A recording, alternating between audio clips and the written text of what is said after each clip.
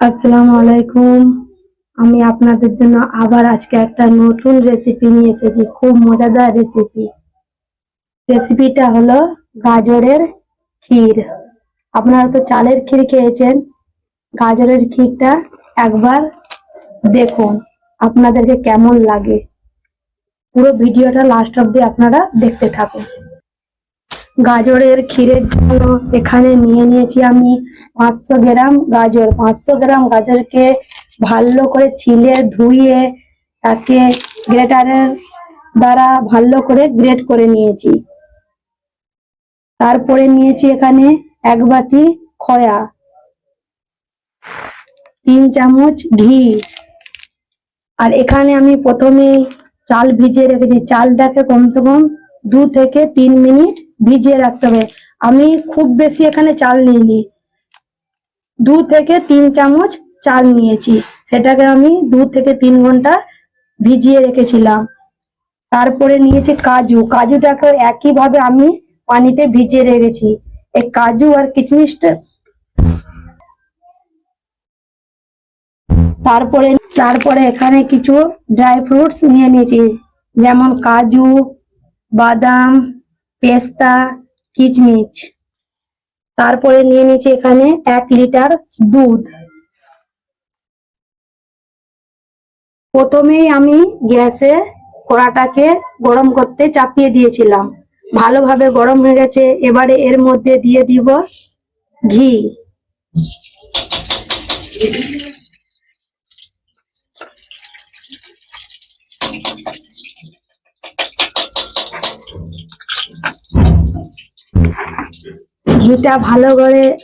ঘিটা ভালো করে গরম হয়ে গেছে। এর মধ্যে দিয়ে দিব ড্রাই ফ্রুটস। ড্রাই ফ্রুটস গুলোকে হালকা ভেজে তুলে নেব।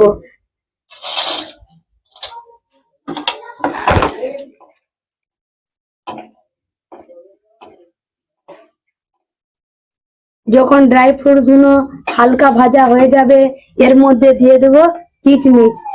কেননা কিশমিশ আগে থেকে দিলে বেশি ভাজা হয়ে যাবে। আমি গ্যাসের ফ্লেমটা বন্ধ করে দিয়েছি। এই যে গরম আছে, এর মধ্যেই কিশমিশটা ভাজা হয়ে যাবে।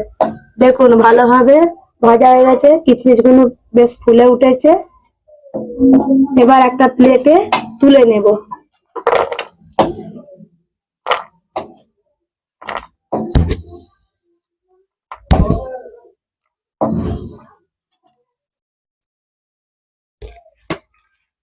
দেখুন ড্রাই ফ্রুটস গুলো তো ভাজা হয়ে গেছে। এবারে কড়াতে যে ঘিটা বেঁচে আছে, এর মধ্যে দিয়ে দেব গাজর।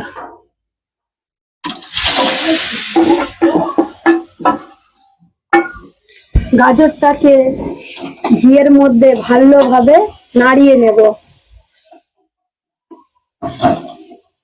10 মিনিট এইভাবে ঘিয়ের সঙ্গে নাড়িয়ে নিতে হবে।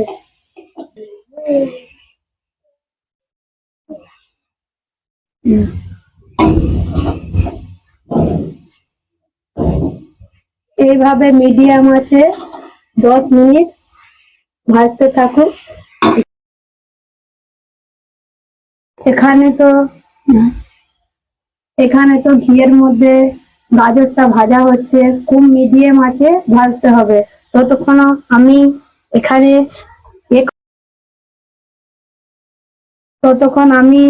একটা পেস্ট বানিয়ে নেব। এখানে যে চালটা ভিজিয়ে রেখেছিলাম আর কাজুটা ভিজিয়ে রেখেছিলাম, দুটোকে একসঙ্গে মিক্সিতে ভালোভাবে পিষে নেব।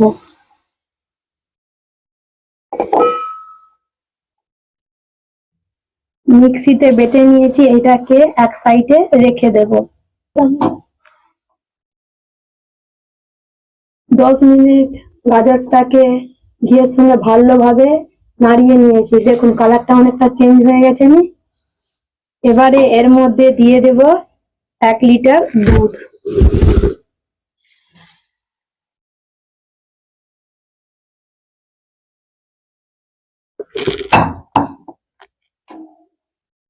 দুধটা দেওয়ার পরে ভালোভাবে নাড়িয়ে নেব। এখানে আমি 500 গ্রাম গাজরের জন্য 1 লিটার দুধ নিয়েছি। আপনারা যেমন পরিমাণ গাজর নেবেন তেমন অনুযায়ী দুধ নেবেন। দুধটা দেওয়ার পরে গ্যাসের ফ্লেমটাকে আমি হাই করে দিয়েছি, এই কারণে হাই করেছি যাতে জলদি ফুটে যায়। ফোটার পরে আপনাদেরকে দেখাচ্ছি,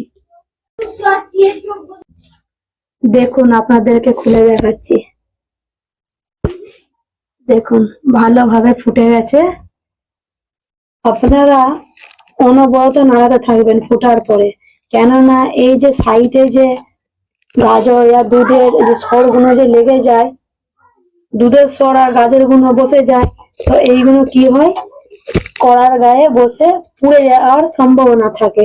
এই জন্য মাঝে মাঝে হিলাতে হবে।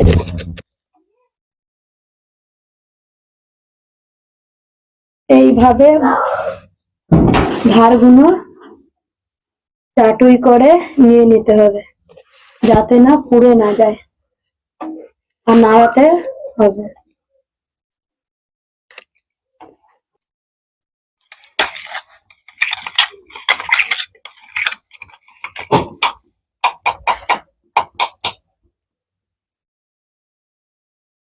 ফোটার পরেই এর মধ্যে দিয়ে দিচ্ছি কাজু আর চাল বাটা।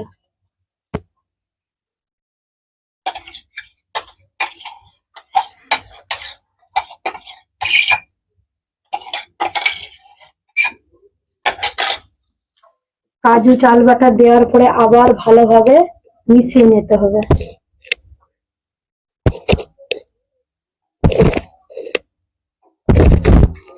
কাজু চাল বাটা দিলে কি হয়, কাজু চাল বাটা দিলে কি হয় ক্ষীরটা অনেকটা গাঢ় ভাব হয়ে যায়। অনেকে কি করে শুধু চাল বাটা দেয়, কাজু দেয়নি। আমি এখানে কাজু ব্যবহার করেছি, আপনারা দিতেও পারেন নাও দিতে পারেন। কাজু চাল বাটা দেওয়ার পরে অনবরত নাড়াতে হবে, কেননা চাল বাটাটা নিচই বসে যেতে পারে।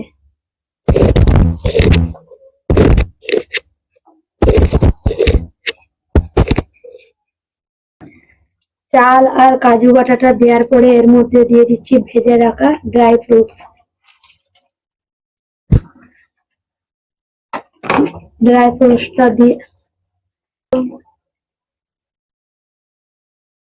ফ্রুটসটা দিয়ে ভালোভাবে নাড়াতে থাকবো, প্রায় 5 থেকে 10 মিনিট নাড়াতে হবে।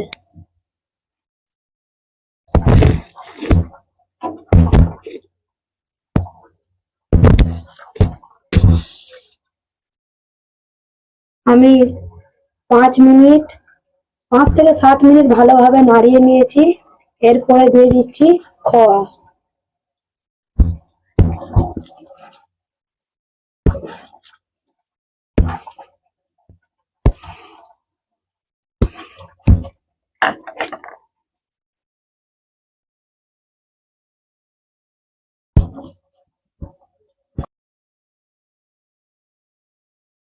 তারপরে এর মধ্যে দিয়ে দিচ্ছি চিনি। এখানে আমি 1 বাটি চিনি নিয়ে নিয়েছি। আপনারা যে যেমন মিষ্টি পছন্দ করেন সে তেমন অনুসারেই চিনি দেবেন। আমি কিন্তু প্রথমে চিনি আর এলাচ গুঁড়োটা দেখাইনি, তাই এখন আপনাদেরকে দেখিয়ে দিচ্ছি।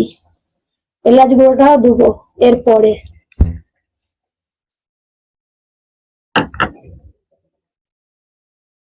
চিনিটা দিয়ে আবার ভালোভাবে মিশিয়ে নিচ্ছি। আপনারা প্রথমেই চিনি দিয়ে দিবেন না, চিনিটা প্রায় লাস্টেই দিবেন।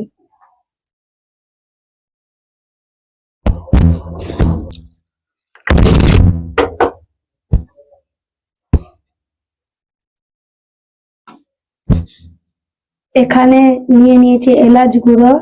এলাচের খোসা গুলোকে ফেলে দিয়ে শুধু বীজগুলো কুটে নিয়েছি। খোসাগুলো দিবেন না, খোসাগুলো দিলে যখন আমরা ক্ষীর খেতে যাই হয়তো মুখে ঠেকে, এই কারণে আমি বীজগুলো দিয়ে কুটে নিয়েছি। এবারে এর মধ্যে দিয়ে দেব, দিয়ে আবার ভালোভাবে মিশিয়ে নেব।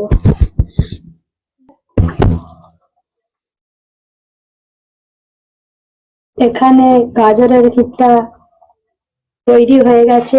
এবারে গ্যাসের ফ্লেমটা বন্ধ করে দেব। আপনাদেরকে আর একটা কথা বলি, যে আমি এখানে 2 থেকে 3 চামচ চাল নিয়েছিলাম। আপনারা এর বেশি নিবেন না, কেননা চাল বেশি নিলে মনে হবে কি এটা চালেরই ক্ষীর হচ্ছে, এটা গাজরের ক্ষীর বলে মনে হবে। দেখুন আপনাদেরকে কেমন লাগছে গাজরের ক্ষীরটা, দেখে আমাকে অবশ্যই জানাবেন। আর এই এমনই ভাব গাঢ় রাখবেন, বেশি পাতলাও নয় আর বেশি গাঢ়ও নয়, কেননা ক্ষীর বেশি পাতলা হলেও খেতে ভালো লাগেনি আর বেশি গাঢ় হলেও খেতে ভালো লাগেনি, ঠিক এমনই রাখবেন। আমার ভিডিওটা যদি ভালো লাগে ভিডিওটিকে লাইক এবং সাবস্ক্রাইব করে দিবেন, আর কমেন্টে জানাবেন রেসিপিটা কেমন হয়েছে। আর আমার নতুন নতুন রেসিপি দেখার জন্য নিচের বেল বাটনটা দাবিয়ে দিবেন।